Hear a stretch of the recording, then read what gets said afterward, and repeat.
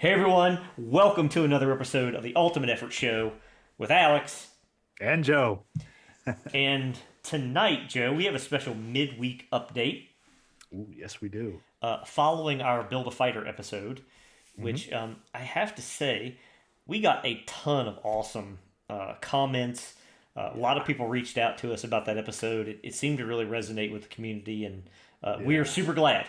That's the entire purpose of this channel, that and to showcase some folks. So the fact that that Hmm. really sparked some thought and some debate and really kind of made people happy, man, Yeah. we couldn't be more tickled. All the stuff you guys have been saying is making me happy. Like, I think I'm still blushing. Oh That's yeah, not just like clever lighting tricks. Like, I'm overwhelmed. Like, it was awesome. Like, thank you so much for all that, guys. That was cool. yeah, And gals and non-binary pals, not yeah. just guys. Like that door over there, like I can't fit my head through it anymore. So thank you Nope. I guys. gotta I gotta butter my ears so I Right, can pop through. right. Thank you very much. Yeah, we're super grateful to everyone for listening. We really appreciate it. But I do not want to. I don't want to mess around here tonight, Joe. I want to get straight into it with Yeah. some super killer announcements, and then tonight we're going to answer your questions. Specifically, we have two really good ones coming up that we're going to dive into for you. But first, announcements. Ooh. Number one. Number one. The Larch. The Larch. No, Larch. no. Oh wait, no, that's Monty No, Python. no, it's Sorry, not. wrong, That's wrong not it. That's not announcement. it. Nope. That's not it. Number one, War Maker decks have arrived at my house.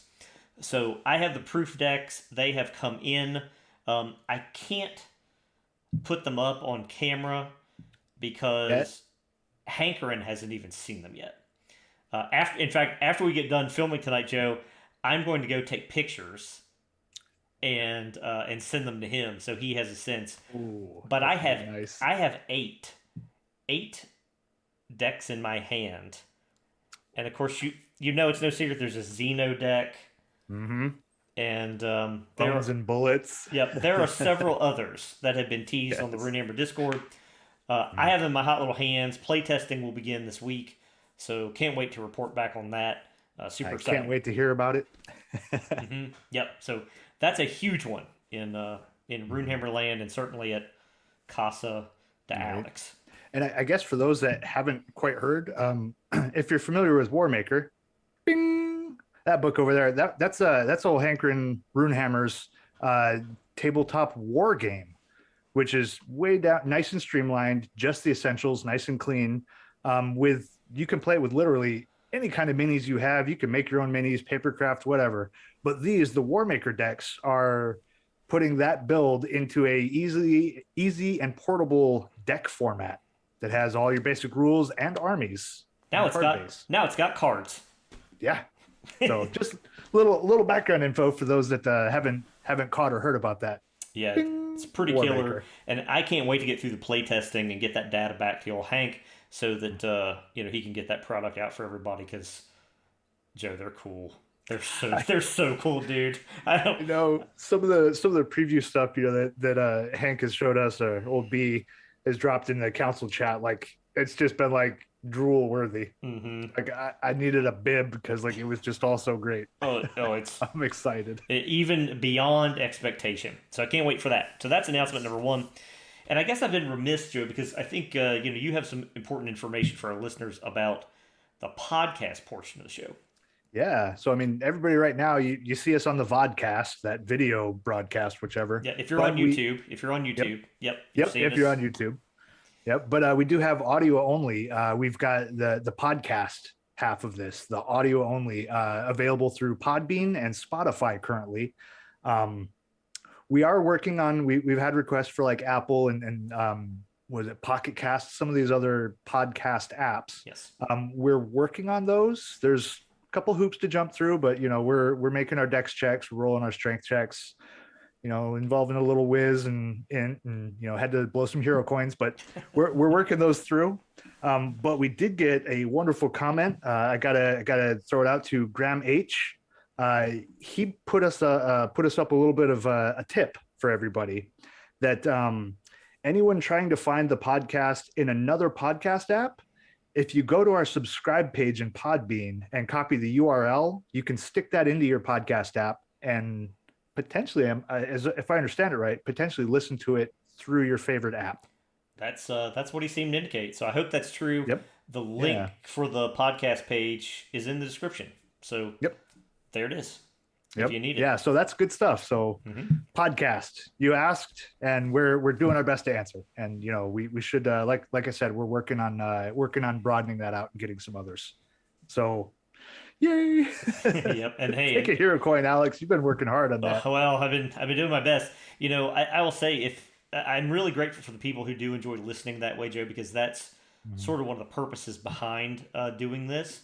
I have a long commute some days, and I really enjoy popping on a cool podcast that's RPG specific, and just letting the miles sort of spool out while I listen to the dulcet tones of Joe's voice talking about building fighters and what have you. So yeah, I hope other people are relating to that and enjoying it, and we're trying to make it as easily accessible across all these different platforms for everybody. So bear with us if you haven't already found a home for us on Podbean or Spotify.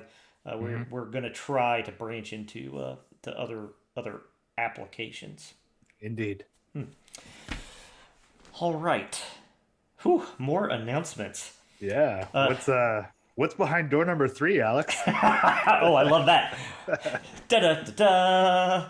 Da-da-da-da, da-da-da-da-da-da-da-da-da. Come on down. So behind door number 3, it's no secret I'm working on my prep for Jeff Con.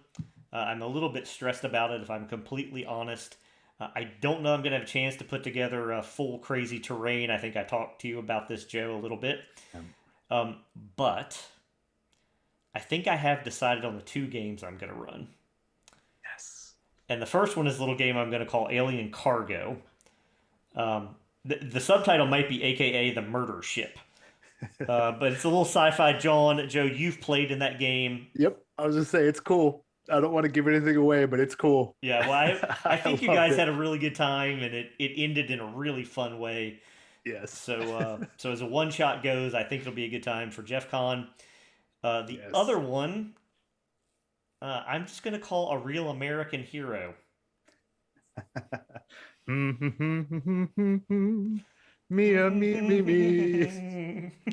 Yep. So that's potentially coming. So I'm working on that feverishly in between times to try to get ready for Jeff Con. I think it's going to be a really great time. Hank's going to be there. DM Scotty's going to be there. A bunch of cool people from the community. Xander from the council. People finally get to see his face.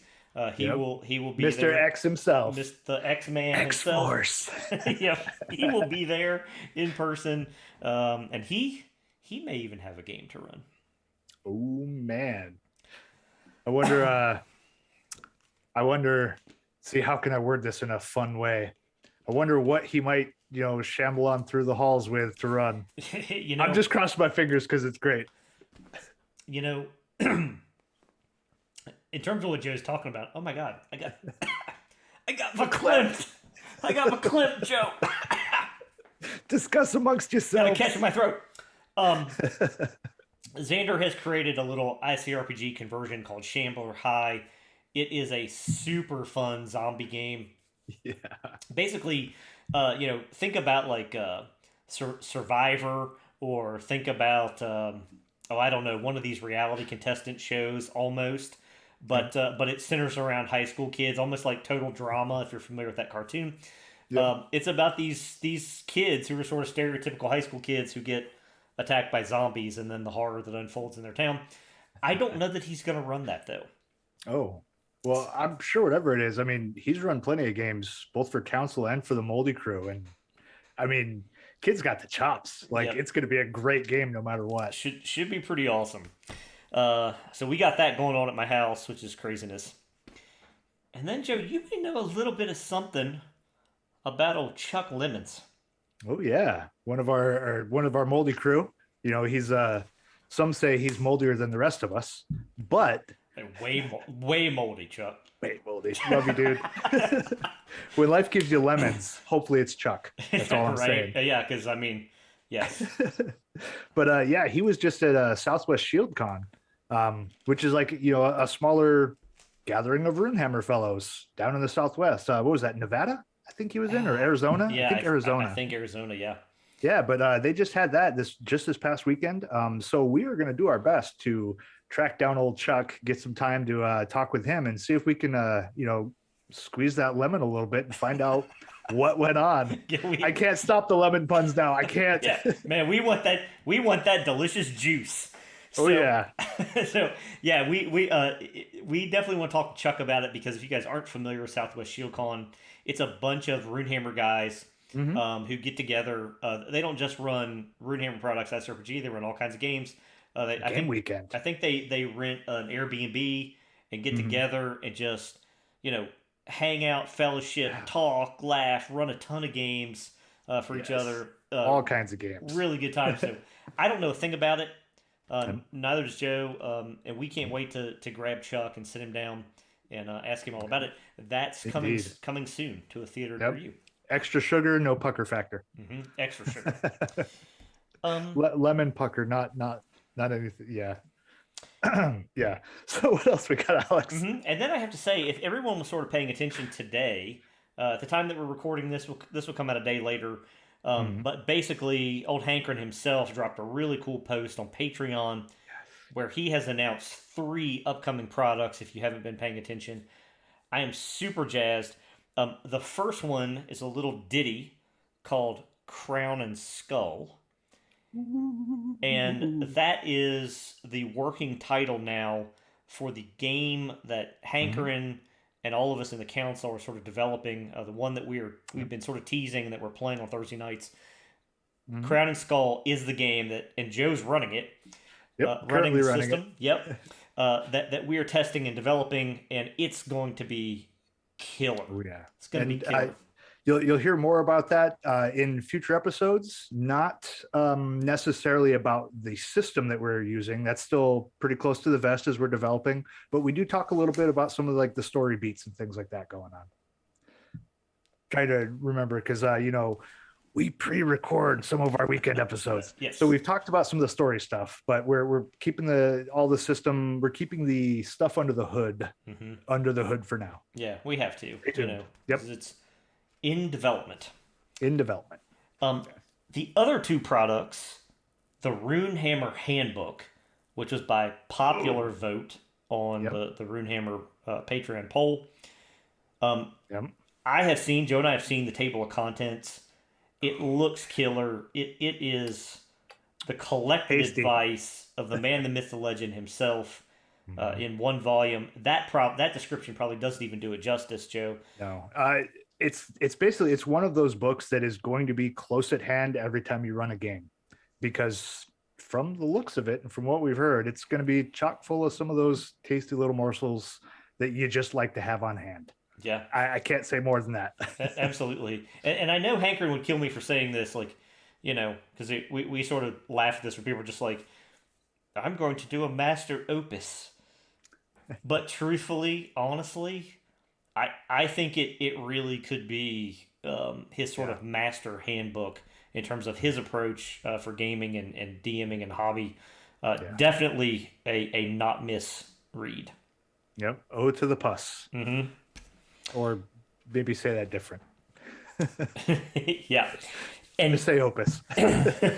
yeah, don't say pus. Like, don't. That's not. This is not that kind of show. Um, also, Not bad. the third product, the third product is the Last Voyage of Finnegan's Pride. Joe and I know a little secret about that title. Suffice it to say, yep, when it drops, it's going to be killer. It will be on the Runehammer store. I think all these products will be. Cannot wait for these to come out. They're going to be And awesome. Finnegan's Pride is kind of the like the eponymous ICRPG starter adventure. Mm-hmm. Is what it's like aiming to be. Yeah, it's going to be great. The Finnegan's Pride is a ship. It looks like a pirate ship. So, Arr. yep. So, if I don't know to be pirates, but it looks like a ship. if you're interested in the cover art for all of those products, at least the tentative version, they're on the Patreon. If you're not a member of the Patreon, go join the Patreon. $1, you know, So much stuff for $1. yeah, $1 You get the get whole catalog. yeah, $1 gets you in, and then everything right there is sort of, there to see and sort of grab. There's a ton of free stuff in there. So And the Discord. Come on over and say hey. yeah, and see us on the Discord and hang out and ping Joe and me. We'll love it. Yeah. Um, so that's a cool announcement. And then Joe, I have a special one that you sort of only tentatively know about, and that is I have been in conversations with our very own Monomakes. This is very tentative. I'm just pointing at some of Mono's dice. Oh man, Dice master They're- extraordinaire. dude, they're so good. His dice are so good. I feel compelled. I have some right here. I mean, Yes. look at the babies. Yes. Hey, if you're only Hey. listening on the podcast, you are missing out seeing these gorgeous gems right now because Oh yeah. they are gorgeous dice. Yeah, I love the color of those too. They look just like they're beautiful. Yeah, well, after I gave a set away, then I got sad and I needed some more. Um, I love them, dude. Thank you. I do too. I love them. So Mono makes great dice. The D20s are oversized. If you couldn't tell, they're amazing. His D4s are really cool. They're not the little, Yeah. calthrops that you're going to step on and hurt your feet. They're the cool little rectangular ones that have that nice roll. He makes amazing dice. Go check him out. Support him. But Mono is in preliminary talks with me to maybe do a contest as we get a little bit further in the fall, where the winner of the contest may receive a custom set of dice from him. I mean, yeah, right? Like, honestly, yeah. So, more Time on to go that. Muppet excited. Yeah. The waving arms and everything. Yeah. Oh More my on that gosh. more on that. More on that to come. But I think that that's going to be a possibility. Yeah, that'd be cool. That will be cool. Really cool. I'm very excited. Oh man. I wish I could participate. Right. Yeah. I can't. Well, Hey, actually, I can. We're going to be judges. correct. So I think if this goes down the way I think it is, Joe and I will be judges. If he and I can't agree on a contest winner, then I think Mono will cast the deciding vote. Yep. And that's awesome. So that's coming, I think. And then I would be remiss also if I didn't announce next week's special guest. Yes. Somebody who literally Yes. will need no introduction, but when we get to the episode, I'm going to do a really long one. But I'm just going to say it right now and reveal it, and then I want you to go check out the episode that drops on Sunday. But Joe and I this week, well, a week or so ago, had a chance to sit down with none other than DM Scotty himself. The Craft Father, folks. The Craft Father. Yes. and longtime friend of Runhammer Yes. Products, and as you know, he's a creator of EZD6. And we talk about all of that. All of that. Yes, and that episode drops this Sunday, Yes. around 7 o'clock Eastern. So do not hesitate to check that out. Yep. And he's even nicer than you might imagine. Oh my gosh, he's so great. Well, and it's crazy because we talked with him for an hour and a half, nonstop. It was so much fun. And then after the recording stopped, I think Joe, we talked with Scotty for probably another hour. That's what I was going to say. It was like a whole other hour. We were just hanging out. Just hanging out, talking about gaming, talking about cool games that we'd run, that we'd been in, talking about our philosophy about gaming, which is very similar to Joe and me. We were just having a blast. I hated that I didn't hit record because Right. that sort of bonus content, it would have been so good. But Right. We did a little work off camera. Sorry, folks. yeah, yeah, right. Look at all these diamonds. Right. I swear I mined them all. Yeah, right. So that'll be really awesome. That interview with DM Scotty, we had a ton of fun talking with him. And I want to say, because Joe, I don't know if you even know this. Maybe I don't know if I've shared this with you. Ooh. But the very first time that I ever played in a game with Hankering, it was online. That was also the same game that Scotty was in. The very first time I ever That's played cool. with Scotty. So That's awesome. I showed up with sweaty palms, like sweaty everything. because Right? there were these two, legends that I was about to be in a game with, and crazily enough, we played in a pirate game. So Oh, that's on awesome. so on National whatever, like Talk Like a Pirate Day or whatever it is in October, Arr. that was our game. Um, I think it was run by Scranton, the old Scrantoni, Yep. and Scrantonio. at the table we had Matt Shaker as the intrepid Captain Ransom, Yes. sort of a Unshakable. yep, no nonsense, unflappable captain. Um, you had Scotty as the touched, sort of a magic wielding sort of prophet who could see the future. This was That's awesome. ICRPG, by the way. You're not going to find that in the rules, seeing the future, but we still played that way and it was epic. Old Hankerin played Charlie, the first mate, and I wish I could do the accent and the voice that he did. He had us in stitches the whole night. I mean, he wouldn't stop. And the other thing is that Charlie played the hurdy-gurdy, and old Hankerin had really recorded the hurdy-gurdy sounds, so every time he That's needed it, he awesome. would actually play it, and it cracked us up the whole night. It was so great. And then I played the legendary Mr. Tate. Yes, I have heard many stories. Yes, Mr. And actually, I watched the story Yes, Mr. way Tate back. is on his way. And Mr. Tate, the most feared pirate in Hill Harbor, that was our cast. I had such a blast playing with those guys. But that's how Scotty and I met. And then he ended up taking over that game for Skinny Minute and running that pirate game for us. Like we went several sessions, so that was really cool. And then he ran several That's things for awesome. us, and we got to run some things for him. So it really really cool to see him and to reconnect with him and talk to him about Easy D6 and everything else he has Yeah, going on, which is a ton, a ton. a ton. And he will also be at JEF Con. Yeah, he's got his glue gun in many projects. Yeah, he did. There aren't enough glue sticks to cover them all. Um, Joe, I think that's all the key announcements. Yeah, I think that's it. I think you guys should be as caught up as we are.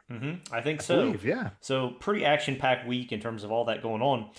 But we had some awesome listener questions this week following that fighter Yes. episode, and so we want to take a minute to answer your burning questions. Yes, indeed. Indeed. That's what Indeed, we're here for. and there too. Hmm. Um, I'm going to reveal them, Joe. I think it's cool with you, just as we go. So Yeah. the first question we had asked about handling net and trident, Hmm. and our writer John, who wrote this super nice note to us, was sort of asking about that, and he and his table had come up with some ideas for running net and trident. He had Hmm. talked about casting the net out, maybe making an opposed strength for sort of this kind of grapple check, and Yep. then the person became entangled, like the target became entangled, and then what happened? Like, did everybody then get an easy attack on the target, or was there a roll required every round thereafter to keep the target entangled? That kind of stuff. And then where does the trident come in? Do you get a second attack? Does it start out hard? Uh, there are a lot of options there if you Oh, yeah. go net and trident. And since we Oh, mentioned yeah. it, right, Yeah, we should talk I about it. think we We should should, definitely yeah, answer this answer one. his question and talk about like how would we handle it. So Joe, Hmm. I assume you thought about this. Oh, yeah. Yep. Oh, So yeah. what's your take on this topic? Well, I mean, we have like, an action economy already kind of set in ICRPG, and you got to move in an action. Mm-hmm. So I would think the net, that first round, strength, I would even let someone use dex if they wanted to cast that net out and snare somebody. Mm-hmm. Just make your attack roll like normal. Boom, you get them. They are tangled. Mm-hmm. And I think personally, I would give, I mean, this boon for having this ability, for having this piece of equipment, seems like it would be an easy hit for all of your homies. Every other hero at the table should be able to take advantage of that easy hit. Mm-hmm. I might put a thing on where if it's a bad miss, if somebody nat ones even on that easy, they're probably going to start cutting that net up, which could potentially be bad. But I think that's how I would handle it. And then on your next action, you also have either easy, or if they're entangled, you're holding the other end of that net. You've kind of got a lot of control to direct them. I might let you just straight roll damage and not even roll the hit. Oh, I love that. easy for your buddies, but since it's you that's doing it for that extra bit, I might give you just roll me some damage on your trident In a because you've got control of that thing. yeah, in a subsequent round. Yeah, Yep. in the following round when it comes Yep. around. Awesome. Now for the enemy that's pinned in there, whatever type of enemy it is, I think I would have to give them like a strength. Let them roll like a hard strength or something, or a hard dex, just to encompass them being entangled in this. I think I would have them give me a hard target roll to try and work themselves to break free. Right. The enemy would get a save at that point every round.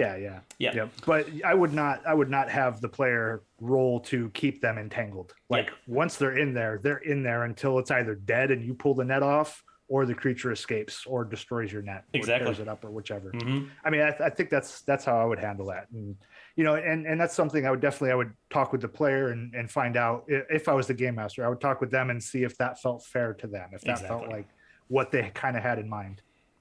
The conversation. Brilliant. Yep, that's going to feed in some of what we're going to talk about next. That's great, Joe. So, yeah, how did what thoughts did you have? How did you think about handling that? Yeah, I'm not too far off from you actually. I think it depends a little bit maybe on how that fighter, and I might ask the player these questions. Mm-hmm. How the fighter envisioned using the net. Is it more like a bolo type net where you kind of throw it and it kind of lands on the person and you're not quite that close to the person, or is it like you talked about where you throw it and you've still got one hand on it the whole time? Yeah, I envision like that classic gladiator. Yep. Where you're holding on to that thing. So I would want to know that piece. Either way, that's good. Either way for the net portion, because you got two pieces here, the net and the trident. For the entangle part with the net, I still might require dex. And I think that's just because, to me, it doesn't take a whole lot of force to throw that net. It's really about getting it accurately draped or enveloped over the target. So I feel like that's a little bit more of a dex move to me. But hey, if the player can argue for strength, I'm all ears, right? But I think dex, a normal straight dex roll to throw, and if it's successful, the target is entangled. Now, what happens then? To me, you can either go two ways, and I think I would leave it maybe player's choice. Either one, the target rolls hard on all subsequent rolls, which I think maybe the way John was sort of leaning, or your homies all get easy on every subsequent attack on that individual. If they're close enough to strike them or whatever, who's entangled, they all get easy rolls while that person is in that entangled state. I wouldn't do both, though. I would do one or the other and then pick up the other one on a subsequent milestone if that player is just like, hey, you know what? Not only do I want the target to roll hard to get out, but also I want it to be where all of my homies can roll easy, or vice versa. Okay? Right. Actually, if I can jump back in real quick, speaking of milestones, I would think if this was the build the character was going for, I think I would let them take a milestone to be able to throw it and stab the guy in the same round if they got that net successful. Well, I would totally let them take that as a milestone. Well, and that's the next piece, right? So we haven't even talked about the trident, which if this is this character's vision, like we talked about, that's the whole next piece, right? Yeah. And so I think dex roll to entangle. If successful, the person is entangled. And then I think if you're going to follow up with that subsequent strike with the trident, it's a hard roll. It's a hard roll until you take, it's very similar to dual wield. Mm-hmm. It's a hard roll until you can take a milestone that makes it a normal roll to follow up with that strike. All right. Now that's you're meaning follow up in the same round? Correct. Same round. Yeah. Ooh, nice. Same round. Because remember, we talked about this as a dual wield, right? As a dual wield fighter. Oh, yeah. So if that's the character's vision, that's right. If they're just like, I want net and trident, that 1-2 punch is normal roll to entangle, hard roll to make the stab, and then honestly, right. I still might let the other people have that easy roll against an entangled adversary. They are entangled. Yes. I completely spaced on that point that we were talking about the dual wield fighter for that. Correct. I would just do one roll in that same sense of the dual wield where we had a dual wield hard roll. They do double weapon damage. Hard roll. You got the net and stabbed him. Yep. Just one weapon damage, but too. Entangled and stabbed. Love it. I love it. I Yeah. sorry Now, guys, my brain didn't work on me. I will say though, I can already hear some members of the community who are probably freaking out. Like, you would let them do that? Like that? It'll, Yeah. friends, it'll be okay.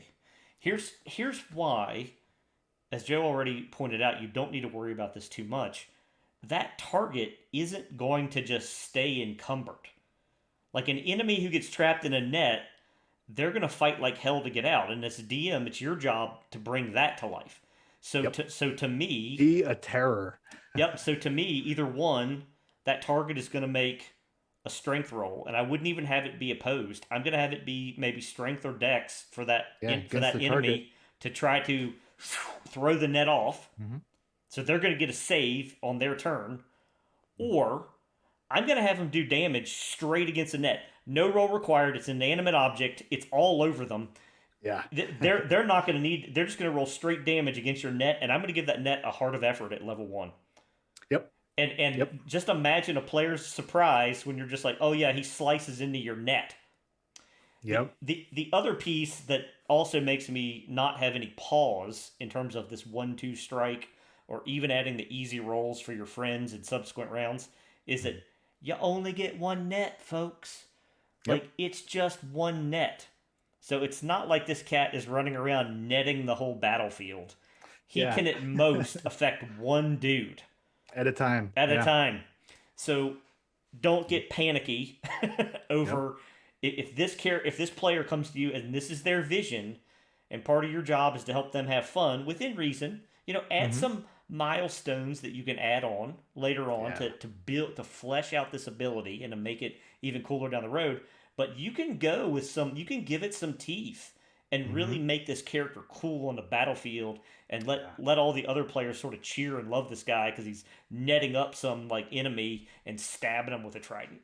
You know, so that's Yeah. that, And that's my plus, take. everybody is going to love it at the table also. Like, everyone's also going to love it because when you net this guy, stick him, everybody's got easy hits against him. There's going to be so much cheering at the table. You're going to Yep. watch all of your players just be like, yeah, get him. And they're going to feel awesome. And that's what we're aiming for. Well, and you're also going to create a great dilemma for that character as maybe Mhm. this thing is sawing through their net. Yeah. Because, I mean, honestly, like, after a game like that, people aren't going to be going and going, like, talking about it afterwards, like, oh yeah, I had this penalty and that penalty when he did the. No, they're going to be like, yeah, when you hooked the net on that freaking beast Yeah, and you right. stabbed him and then it took off and started dragging you with him. Oh my Right, god. right. And another player's coming in, I was slinging arrows at him, I was trying to take that thing down, we didn't know where it was taking you.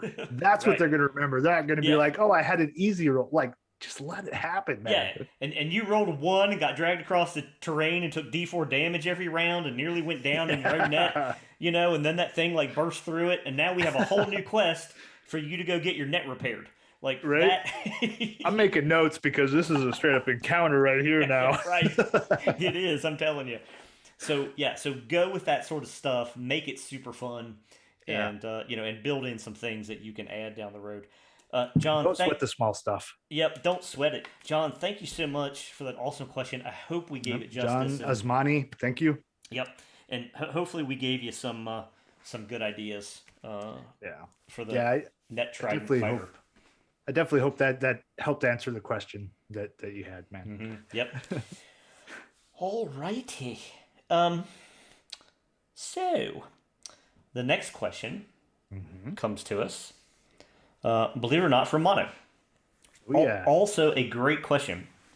And his concern was, if you allow players to sort of mix and match, and you say, go speak to your DM or GM about this, and your player comes to you with some sort of like crazy build, right? What would you do in order to create balance among your PCs? And I don't know necessarily that he's using the term balance in terms of balancing mechanics, although he might, Yeah. and I'm going to address that first. But he might also be talking about balance in terms of maybe outshining other people at the table. And I want to address both pieces Yeah. and do that. So first, Joe, if you're cool, I want to talk about this balance in terms of mechanics. Yeah, definitely. And what I will say is, I'm not worried about it. I'm really not worried about it. And I know maybe initially that sounds like a sort of a dismissive answer, Mhm. but I promise you it's not. Um, I'm not worried about trying to balance mechanics among and abilities among uh, classes or characters, Yep. and this is the reason why. Number one, you couldn't possibly do it. There's so many abilities Yeah. across all of ICRPG. I think I counted up in terms of milestones and loot options, like over 700, over 800 options at this point. Yeah. It would just be a fool's errand to try to mechanically say, well, is this the same as this? And Mhm. try to equate those things. You just can't do it. Yeah. You just can't do it. So don't let me take that lift off of your brain. let me Right. let me help you like breathe easier. You don't have to worry about it. All right. Put the boulder down, Sisyphus. You're all Right. right. The A little other Greek mythology there for folks. the other reason why you don't have to worry about this so much and why balance isn't a concern to me, Joe, is because everybody gets one starting ability. Every class gets a starting ability. Only one. Some of them are a little bit better than others, maybe, but everybody only gets one. It's not as if some class gets three and some class. If you're doing that, then yeah, then worry. Like it's going to be a different experience for some players versus others. But Yep. if you're just going straight out of the book, straight out of Master Edition, everyone gets one ability, one starting milestone, if you will. Yep. To me, you can plug and play, mix and match, plug in any of those abilities. Yep. Right? Picks But up your loot, your abilities. yeah, it's Have just fun with one. Same thing with starting loot. Everybody only gets one. it. So Mhm. I don't worry about it. I let people freely mix and match. If you're nervous about it, I would just say start there, start small. Like let's just mix and match abilities. You don't even have to worry about those 4 or 5 loot tables, right? Yeah. I'm the crazy person going down the list into loot tables, going, "Oh, Black Skull from the Ghost Mountain Right. table. I'll take Right. Well, that. I'll keep it under a sheet. Whenever evil is near, I'll reveal it and make evil run away." Like I'm the only person going, "I would really like that as a starting ability, right?" But it's still just one ability, just like everybody else gets one ability. So don't worry about it. The other reason why I would just say is don't worry about it, and I don't worry about it from a DM standpoint, is because all those level 1 characters with one ability are going to be the same to challenge. And the reason why they're going to be the same to Mhm. challenge are the two great levelers. One is I control the target number as a DM. Everybody's Yep. going to face the same target number. Number two, everybody only has 10 hit points. One heart.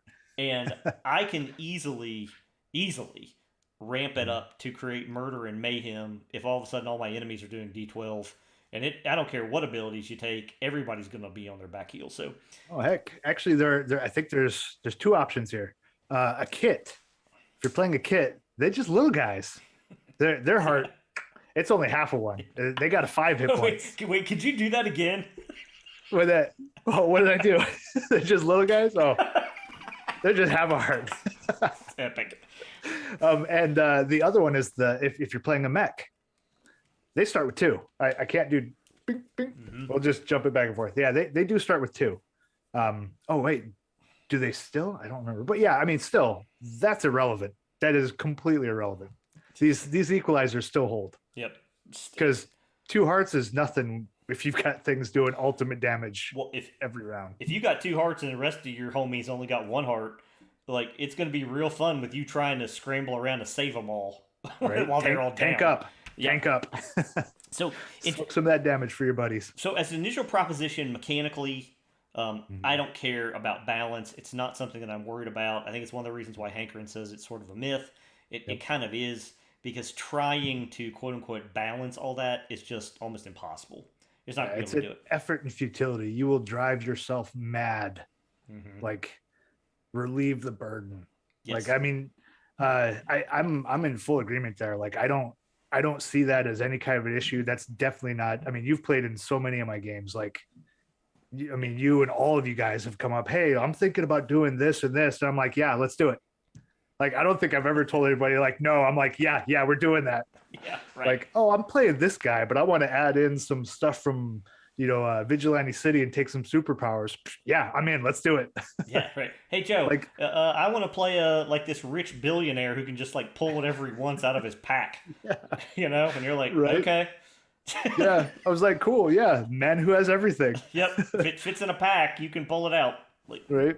I think even with that, like I didn't ever once have you guys worry about cash for anything. Like you needed a Right. plane. Oh, you had people that had a plane that you could just take, or Right. a boat or a train, Right. because you were the billionaire. Like, of course, these are things that were just available. It didn't like it was like, yep, we're doing it.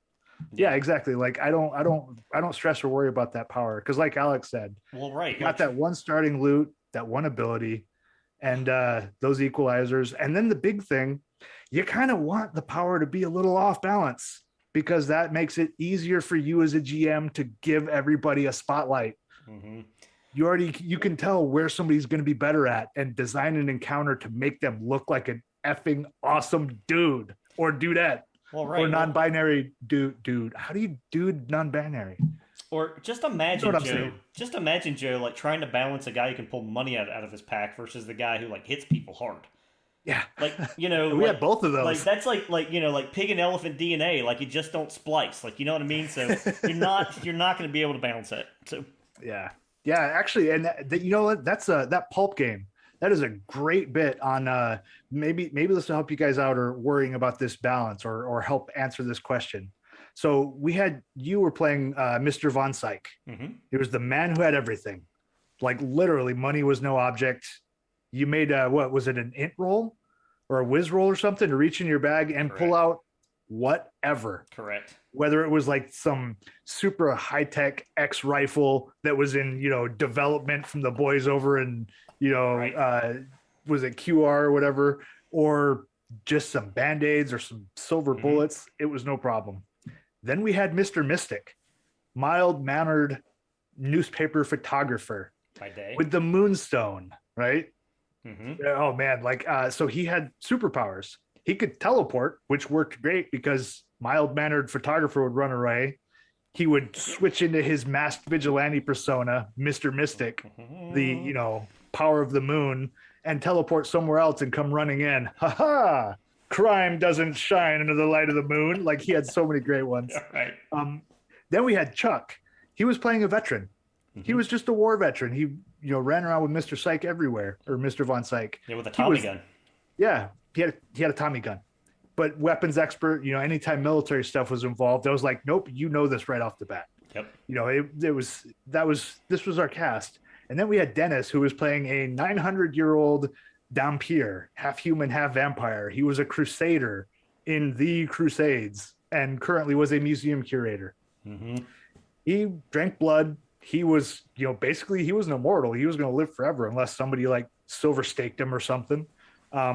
He could turn to smoke and mask around somewhere else and draw the blood out of things and give it to other people. Yeah. Like this was my cast of characters. Yeah. He could apparate like like Harry Potter. Like Yeah. it's epic. So like, I mean, those are so wildly, vastly different, Mm-hmm. and like things just got even bigger as we went on. But those were the abilities right off the bat, right at the beginning, and like the scales were so vastly different everywhere Mm-hmm. with all that stuff. And All super cool.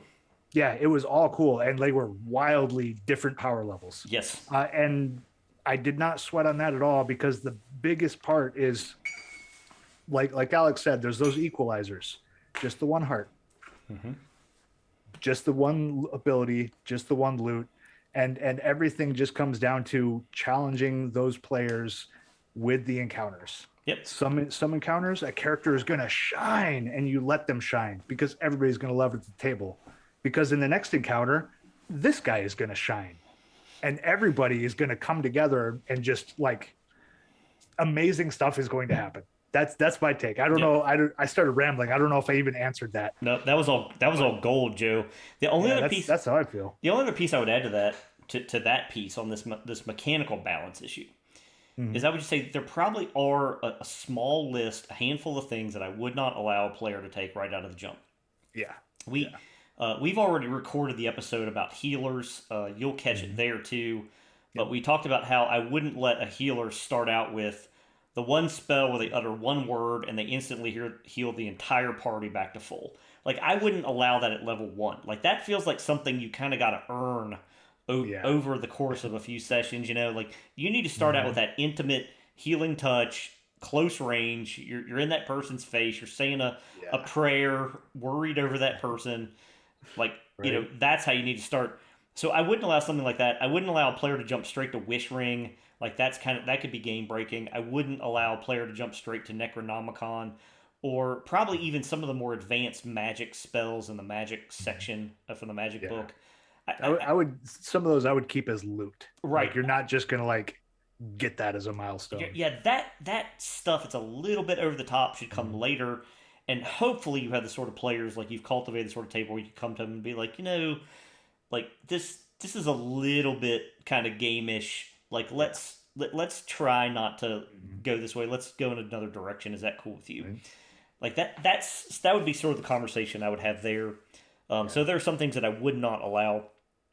Right. I would also maybe if you're worried about this piece about it maybe being too powerful, quote unquote. Mhm. Um, Maybe two parts. Like if you see it and you're just like, oh, I'm taking the old school burst module that does 3 times damage, and they're just wrecking everything, and it becomes clear that this person might be hogging the spotlight or just crush. Like they become a one-man Navy SEAL, or if Um, if you even suspect that when you see the character sheet before the game starts, pull them aside and go, give them a caveat and say, hey, I love this idea.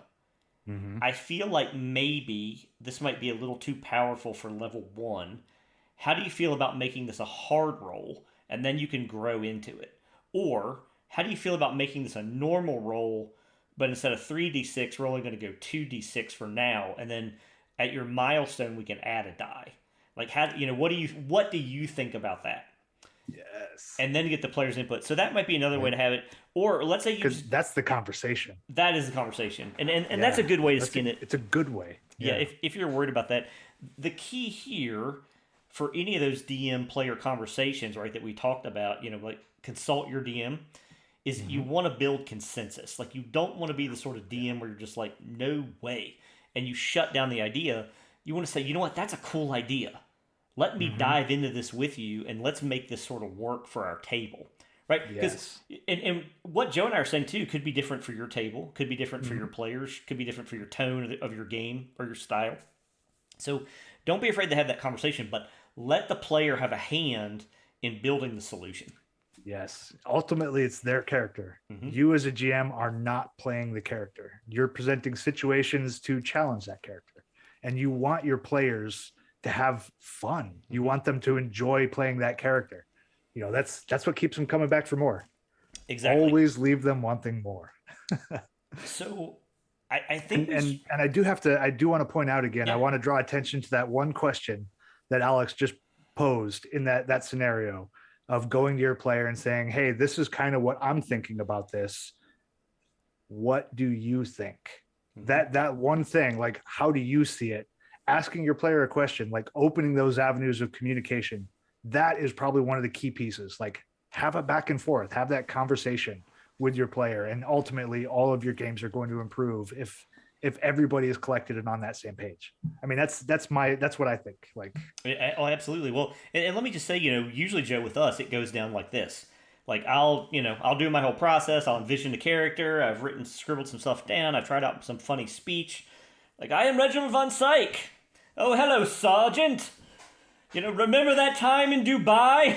That kind of yes. stuff. And then I would ultimately come up with a character sheet, and I would come to Joe, and I would say, "Hey, Joe. Hey, man. I got this idea. Like, I'm thinking this guy, his name is Reginald von Syke. He's the man who has everything. And here's the deal: like, he's a billionaire. He has this butler named Bates, who's like, Mr. who's Bates. always sort of Yeah. like bailing him out, and he has this pack, and like his starting ability is he reaches into this pack and pretty much whatever he needs, like Bates is packed, like it's in there, like if he Yep. needs, if he needs 50,000 rubles, to bribe a whole Russian, hit team, like Yeah. he has that kind of cash. Like he's traveled and experienced, and he's a wealthy, financier of Hmm. of projects. Um, and then Joe would say, "Oh my God, I love that idea. Yeah. Like I think let's try it out." I And think word like that was about word for word. yeah, and he's I like, probably swore like we would have had to like put a quack over yeah, my actual thing of like, dude, that is F quack, yes. great. Yeah, Yeah, that is quacking awesome. yeah, right.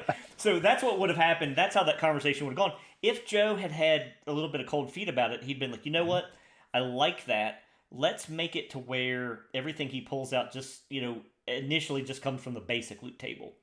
Mhm. And then we can build up. Or let's just make it to where he can only do that once per location. Like let's put that limiter on it. Right. Like we will have that and I'll be like, oh yeah, he can probably only do it once per location, starting out.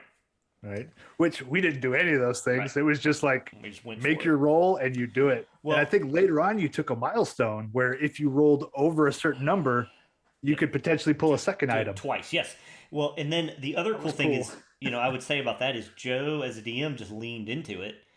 And so it really became sort of a thing that like, Mhm. if Reginald needed help in the field, like he could try to get a message to Bates, or Bates would pull up in the car. Or, Yep. like Or if show up in a plane. right, or there would be a parachute Oh, drop with a sorry little I'm note. late, sir. Yeah. I lost you in Egypt Yeah, right. and I tracked you into the Balkans, but it seems I was just behind you and missed you.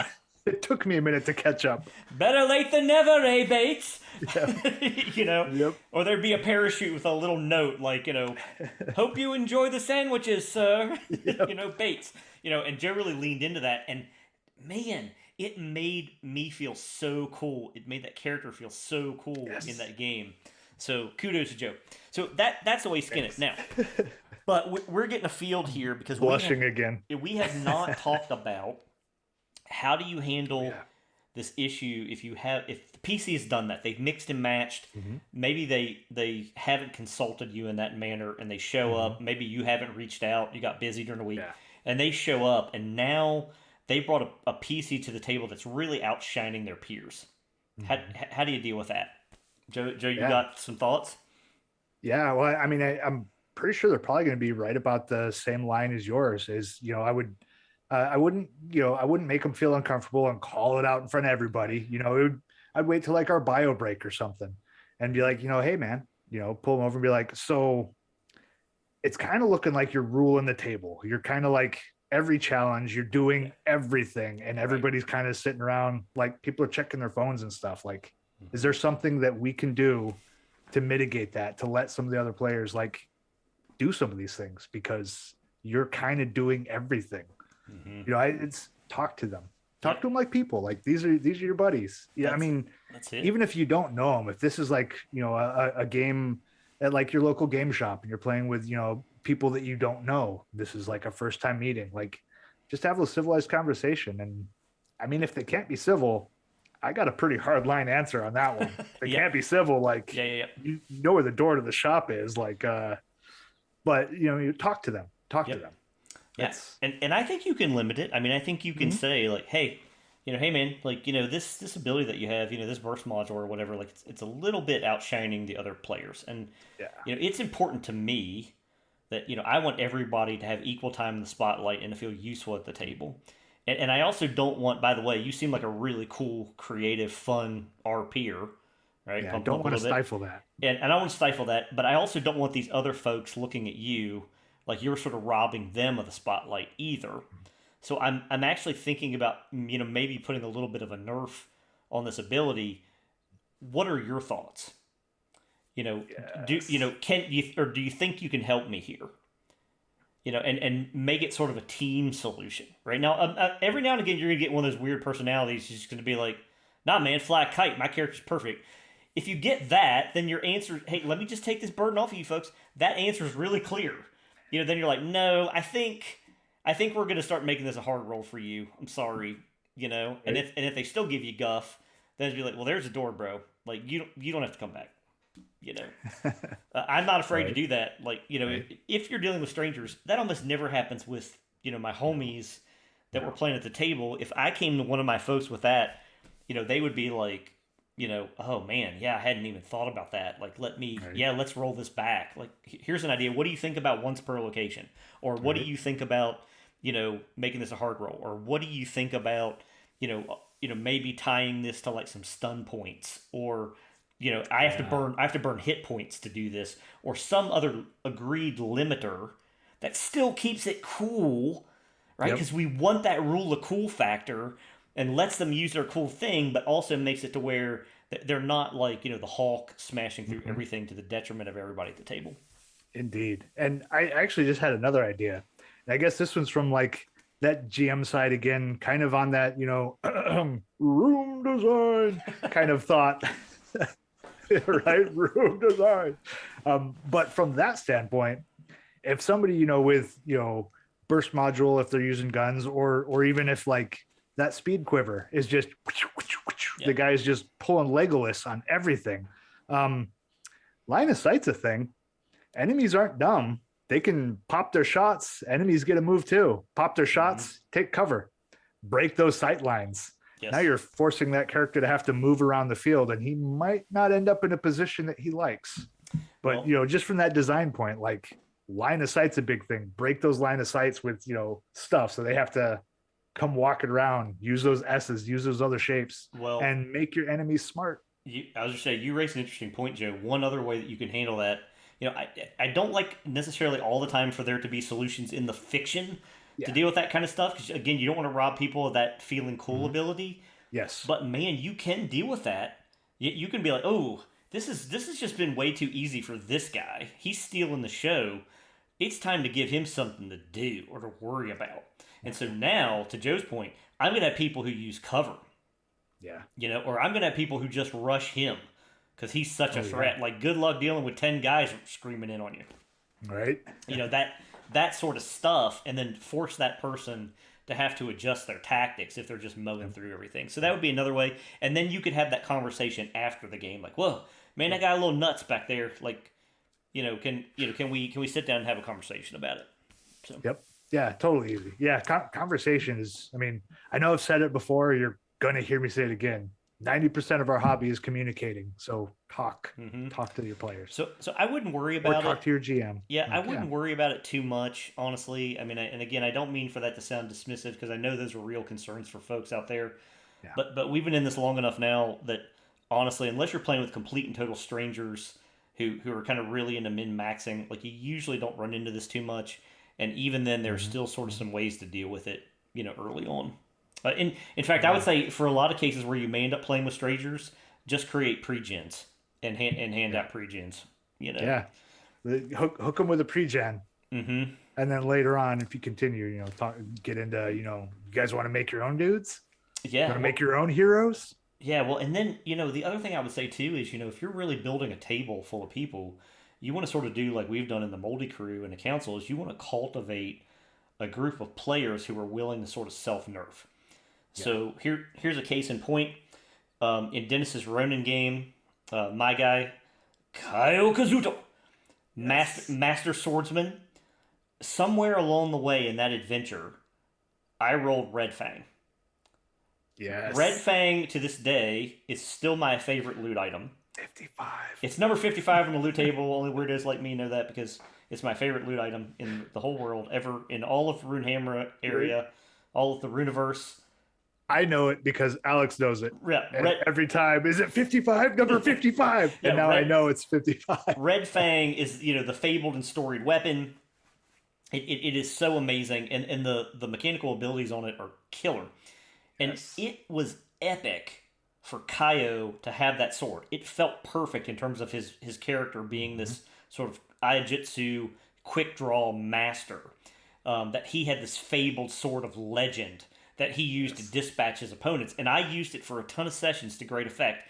And then we reached a point where, because one of the things that Red Fang does is it heals half the damage that you take, that Kaio was no longer being challenged really. Like Mhm. I always was staying topped off on hit points. Dennis really was having a hard time sort of challenging me, and I'm like, you know what? Like this is not fun. And I literally went to Dennis and I'm like, Kaio's got to lose his sword. Like Right. it has to become part of his story. Like not that I'm telling you what to do as a DM, and I'm not trying to force a story beat, but I think there has to be a real chance for Kaio to lose this fabled legendary weapon. Yeah. And that's another big key point. You can lose loot Mm-hmm. in IC. You can lose all of it. Absolutely. I mean, Abe Orchard. All it took was that one encounter with corroders, and I was fully kitted out, awesome armor, all kinds of stuff. I left that cave with just a helmet and my skivvies. Everything else Yep. was destroyed Yep. by corroders. Everything. Mm-hmm. Like I was a naked dude in a helmet, or a half naked dude. I had my skivvies, my Yep. briefs. Yep. Yep. And that was it. I left that. I went in fully kitted and went out. I didn't even have a bedroll, folks. Yep. Didn't even have a belt. It was epic. So you could Mm-hmm. lose your stuff. Absolutely. Oh yeah, corroders. You take a too big a fall, or you fall into a black lake full of fishmen zombies who like steal stuff. Mm-hmm. Doom Vault Yeah. style, right? That sort of stuff. Like people lose loot too, so that would be another way maybe to deal with it. But Right. but honestly, I would just have a conversation, Yeah. and then build a sort of table where you've got somebody going, you know what, Red Fang is just too powerful for my character. Like it, Yeah. and as it turned out, it happened naturally in the game. We were in a fight with an Oni. It got stuck in this guy, and I made a roll to try to rip it away or whatever, and I rolled a 1, and it went tumbling into the bottom of a pit. Where Red Yes. Fang allegedly is to this day, and it couldn't have been more epic in terms of Yeah. the story. Yeah. I mean, and that's an epic self nerf because that blade is. Mm-hmm. I mean, it's on the epic loot table for a reason. Well, Or is it ancient? and It's bad quack no matter what. well, and you know what happened is that Kaio just then started fighting with his saya, with his scabbard, and he just Yeah. became infinitely more cool. So guys, hear me. Like, do not worry about balance, Yeah. in your games, and cultivate that sort of table. So Yeah, and I really hope I hope Mono and anybody else that was curious about that how you work with that balance. Like I hope we've done something to kind of like I don't know like Alex said to like help take that burden off, like to Yes. to answer that question, and I hope it's some useful stuff. yeah, and I hope we've done those questions justice, and we've given you some helpful advice and tips. And we're here. We're ready for if you guys got some more questions, either generated from tonight's talk or for any of the future ones. Like, let us know. Hit us up. We've got the email ultimateeffortshow@gmail.com. Mm-hmm. Yes. Or hit us up on the forums. Hit us up on Discord. Right. Find us on the Remember Facebook, the official ICRPG site. Joe and I are around in all those places almost every day. Please hit us up if you have a burning question, because we want to try to do our best to answer them for you. Heck, even find me on Twitter if you want. Like I'm just JD Sterling, same thing as I am on the forum, like pretty much everywhere. Just hit us up. Let us know. Yeah, we're more than happy to help. Yeah. Wow, Joe, we've been talking for a minute. I know. So, I think with that, I think we're good. Next Sunday, stay tuned. Sunday. Yep, stay tuned for the DM Scotty episode. That's coming at you. And then the week after that, I think we're going to get into ranged fighters. Ooh. If you want to be a Legolas, we got some answers on that. Hopefully. We'll see. Hopefully. Yep. I know there's some other great range fighters. A Hawkeye, Yeah, exactly. We're gonna get into all those sort of fun builds. So, oh yeah, everyone, thank you so much from the bottom of our heart. I think this is the point where Joe would normally say take his hero coin, but you're gonna have to wait till Sunday. Yep. So I guess in the meantime, have a great week of gaming. Thanks so much for tuning in and joining us at the Ultimate Effort Show with Alex and Joe, and we appreciate you, and we'll see you.